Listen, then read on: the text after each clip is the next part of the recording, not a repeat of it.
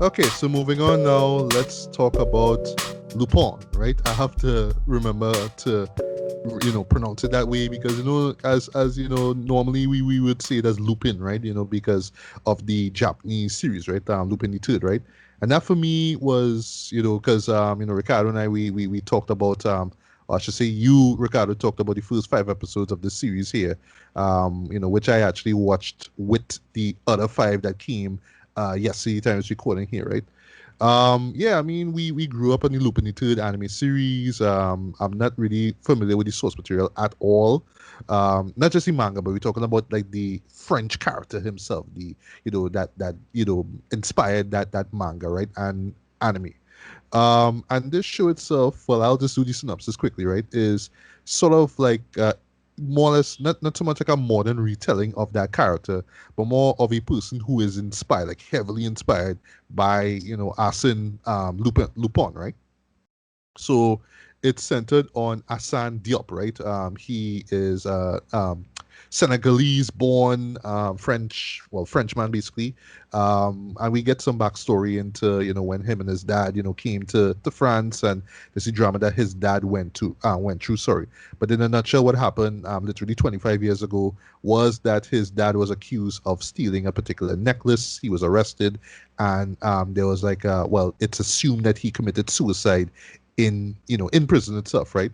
So that affected Asan, from a young age, and over the years, because he's so inspired by that character, yeah, he's a professional thief, right? So, the first half of the season more or less follows him, what I mean, trying to steal the same necklace actually, which is auction off, right? But the owner of the necklace itself, right, and that will be his dad's former boss. That would be Hubert Pellegrini, this business tycoon, basically. He is the main antagonist here now, so he kind of shows up. And basically, what we learn is that, yeah, Asan is kind of seeking revenge against him because apparently he framed his dad for, stealing that necklace, right? Um, Asan himself has an ex-girlfriend, Claire, and a son named Raoul, who also is a huge fan of the Lupin novels itself, right? And you have some, great moments as well too with him, ever so often interacting with him and, telling him about, have you read this book or that book, right? And periodically with these episodes here, they will make references to different adventures that that character went through, right?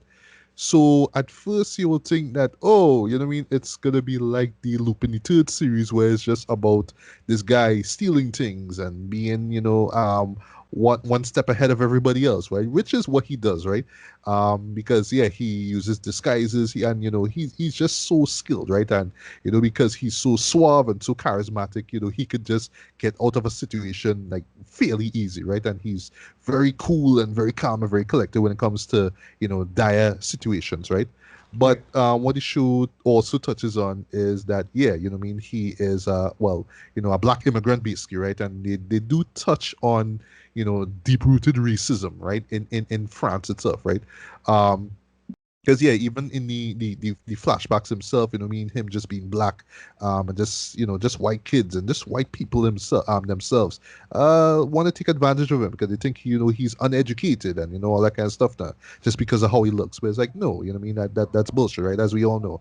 But it goes a lot deeper now, like in modern times now, because the police, for example, just looking for this black guy. It's to the point that that there's even like blinking innocent moment where it's like, oh, you know what I mean? You'll just stop at this black guy. Oh, are you Lupin or Lupin or whatever it is? Like, no, you know what I mean? And he himself, because he uses like a variety of like identities and disguises, it's always kind of tongue in cheek now, like, oh, you're accusing me of doing this. Why? Because I'm black and you assume that I'm Lupin, you know what I mean? That kind of vibe now. So the show does that very, very, very carefully and creatively and quite cleverly, I would say, right?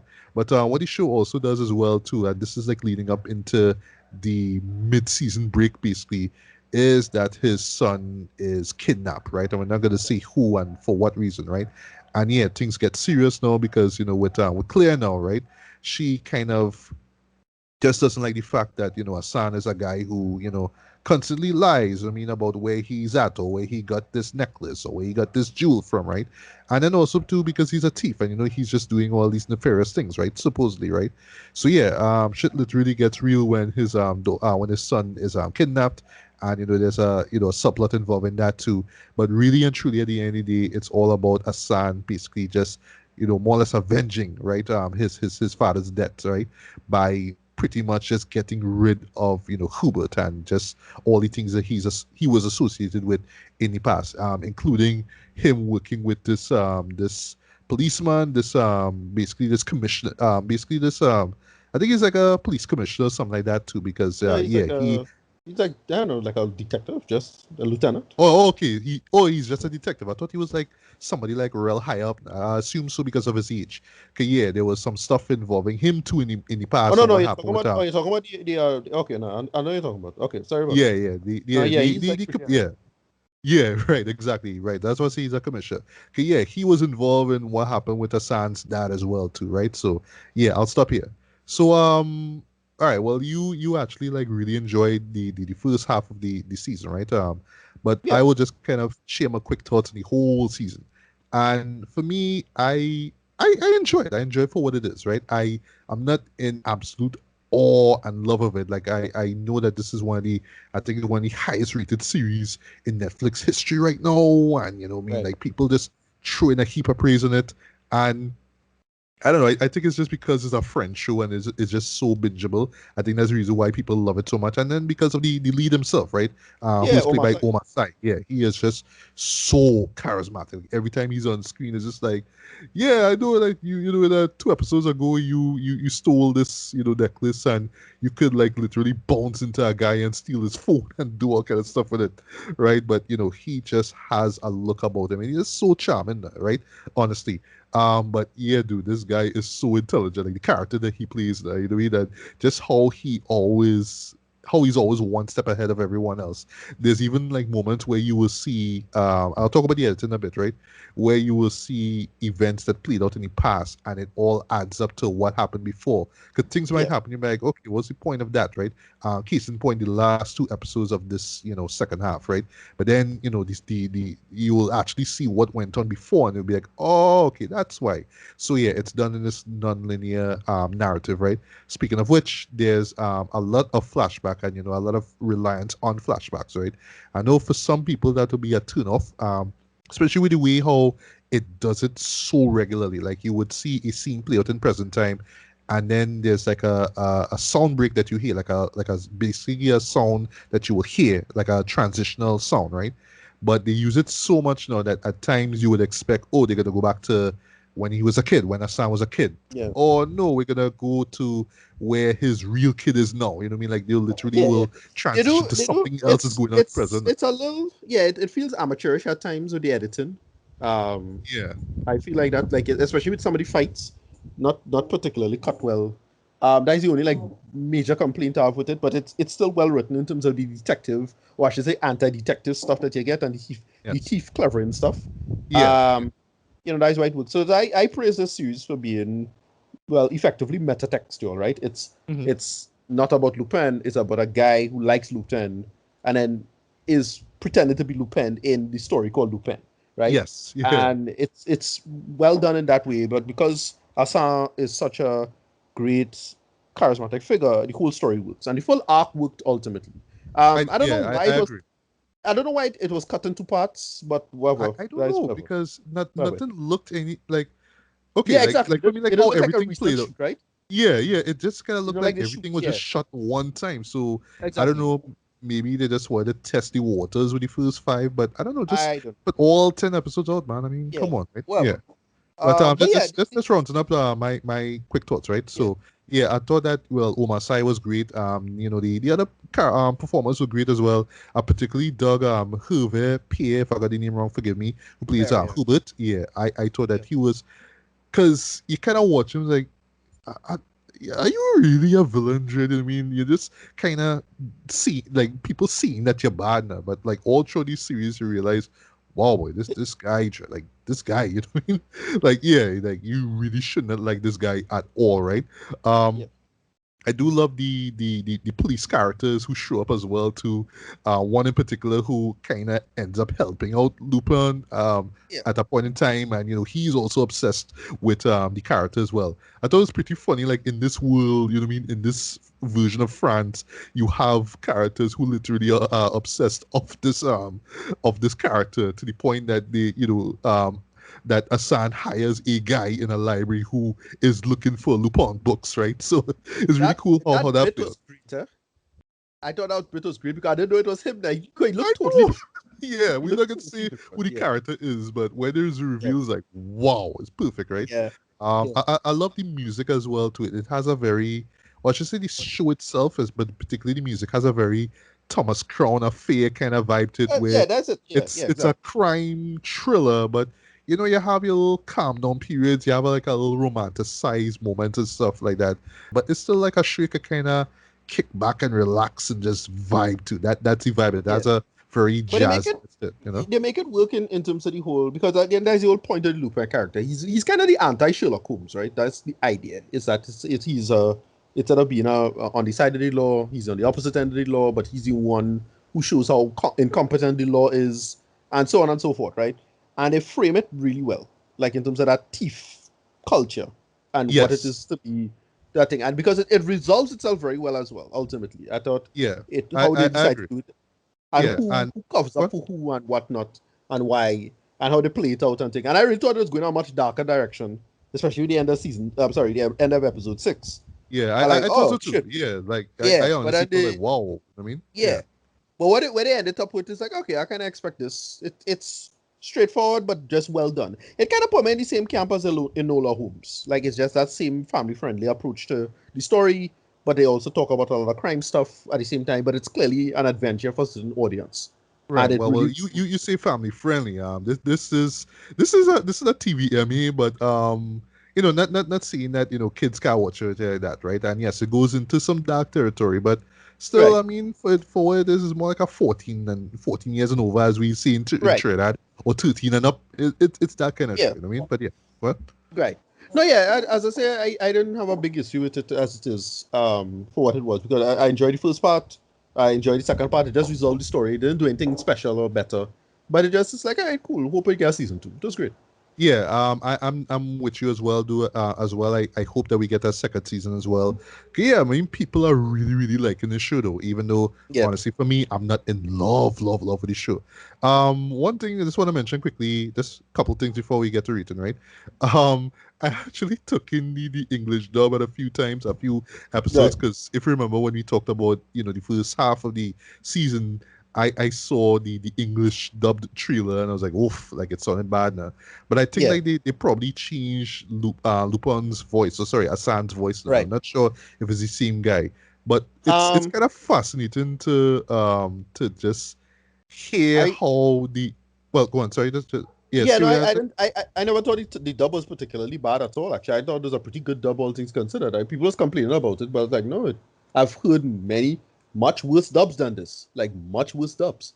In fact, it have shows in English that have worse timing for voice than the dub, in my opinion. So it's like, Mm. yeah, it's fine. I know these people was complaining, but probably I never watched the trailer, so the trailer was kind of bad. Whatever. Yeah, well, for me, I actually like the dub. You know what I mean? I Yeah, actually dug it, right? But I will say, just interestingly, right? This is just a comment on it, right? It's interesting how French dialogue, right? I'm not saying that it's totally different from any other, dialogue in, in the world or anything like that, right? But it's interesting how the way how like French people talk, especially in this show, and how in the English dub it tries to replicate it, right? So, case yeah, in point, Asan always sounds very casual. He sounds very yeah, chill. But it's to the point at times, like everybody else around him sounds the same way. But I understand that they have to kind of match the way how characters are talking, right? So, right, the right. way how someone will say a line, even though they don't have to be, slightly theatrical or over the top, like say an American show. It's funny like how when it's replicated in English, it just kind of sounds a little chill at times. Like, yeah, we got Yeah, to talk like this because it's not the line doesn't and it ends with a full stop and now with with the exclamation mark, right? So it's kind of interesting, right? So yeah. The dub itself is fine, and for me, I kind of found myself going back to it at certain points, like where like when because I watch it at home, you know what I mean, like you just kind of want to make sure you pick up on everything that's being said. So when I know that there's noise around me, like in the house, I'll just kind of switch to English. So I'll be like, okay, I'll pick up on what he said or what she said and whatnot, right? But if when things kind of cool down, I could read, the subtitles. And yeah, this is a show that you have to be like totally aware of what's going on, right? Because even when you go back and show you, oh, this thing that happened before, you know what I mean? You really had to be like, remember, oh yeah, this is what happened. And this to me is why I felt like this should have just been a full release, right? Because yeah, literally in the second half, there's callbacks in the first half, and like you literally have to remember it. Like in my case, I was lucky to watch it over like two days now, basically, right? Well, yesterday and today, right? But yeah, if you saw the first half probably like a few months ago when it came out, you'd be like, oh yeah, there was that moment when he was in prison and that guy that he Yeah, met there, right? Because the show doesn't yeah, yeah. stop to show you everything. It's that kind of show, guys. You had to know everything that goes on, right? So But yeah, for I mean, some people they might just be that's a like, well, yeah, oh that's gosh, part of man. the But fun, eh? that's part of how Yeah, shows like this play out anyway, you know? Yeah. exactly, right. Yeah, so overall, while I'm not in absolute love of this though, I enjoyed it. But really and truly, this should have just been released as one full season instead of this half thing. But I'm with you, Ricardo. I am excited to see where they go next. This needs a second season. I think a majority of people, I was going to say the whole will be very disappointed if Netflix cancels this, right? But here's hoping that they don't, right? Because they have a gold mine here with this one. Yeah. So, rating wise, I'm gonna give this a light 4 to 5, man. This is worth checking out. Definitely. If you're a fan of crime thrillers, um, and just shows involving thieves, professional thieves, and heists and all that kind of stuff, and just being just having a smile on your face when you see that thief gets as flee the cops and the authorities and all that kind of stuff. Then yeah, you're totally gonna enjoy this one, man. So yeah, I mean, give it a look, man. It's on Netflix. All 10 episodes are out. Yeah, run them through. You'll have fun. Ricardo, final thoughts on Rita. Yeah, I had fun with this as well. It finished off the season reasonably satisfactorily. We'll have to get a comeuppance, got their comeuppance. They played out the story pretty. I wasn't surprised by anything, but still well done. Again, this is one of those shows, as I say, like much like with Kojak or Columbo or something like that. It's what you call a how done it, right? You don't really care the who or the what or even the why. You learn all of that, but it's how he's going to figure it out and how the bad guys did the thing and how he's Mm-hmm. going to catch the bad guys and blah, blah, blah, blah. And they did it. You get to see the methodology, how they play it out. And you have a lot of fun with this. Yeah, I give it a pretty solid rating. I'll give it like an 8 out of 10. I'll say the only issue I have is like just some of the sloppy kind of editing when it comes to the action. It just feels like kind of clumsy at times, like where cars are and how the blocking is with the fighting, stuff like that. Who cares? Yeah. Other than that, But but but yeah, but as 8 I out of mentioned, 10. the whole car thing. There's one car chase scene in I believe is at the beginning of the second half. No, yeah, where I do admit they could have cut it a lot better. You know what I mean? Especially how it ends. I was just like, well, could have done much more with that, man. But yeah. Yeah, that's about it. Yeah, 8 out of 10. I can't be mad at any of it for what it's trying to do. It just well done. Yeah, rated. Good. Cool, cool, cool. All right, so Tracy, you heard from us. So yeah, man, check out Lupin, man. Oh, you guys had me at Thomas Crown of Fear, so I'm like, okay, that's yeah, I can live with that. I just didn't have the time, so I will queue it up at some point in time, and you'll hear my thoughts at some other point. Sure, sure, sure. And we're looking out for your Lupin cosplay. Like you just dressing with the jacket and all that kind of Oh, stuff. We looking out for it. there will be things. There will be things. Right. Hey, this is Matthew Bailey, and I hope you've enjoyed this segment of the BS Beats and Bailey podcast. If you'd like to hear the full episode, hit up my link tree. On the other side of my head are 2 videos you can check out. Like this video if you like it, feel free to subscribe and hit the bell as well. Thanks for listening, and until the next one, take care. Peace.